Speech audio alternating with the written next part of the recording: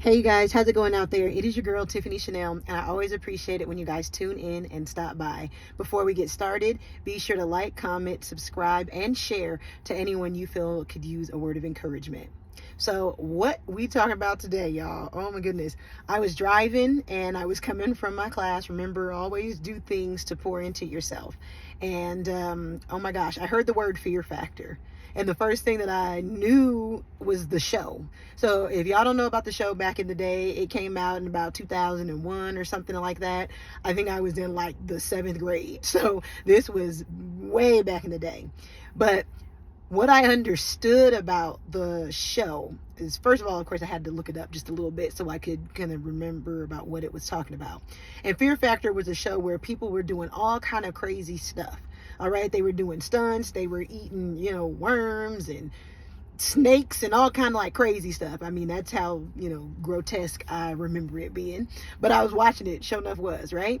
But what am I telling you about this? So this is again in line with the theme of this month, faith in motion. And this week we're talking about breaking resistance. Well, breaking resistance means that you're going in opposition of something, right? But if you're breaking it, that means that you're powering through it. And there is a motivation of some sort that you are doing or using in order to break free from what it is that's holding you back. When I heard fear factor, the biggest concept that I got was fear factor had to do with what was transactional. Transactional. People were on that show because they was trying to get that cash. They were trying to get money at the end of the day for whoever could outweigh and beat everybody else, the other contestants, in order to win the grand prize, whatever that figure was. It was transactional. My question to you all about a fear factor is, don't you want it to be transformational?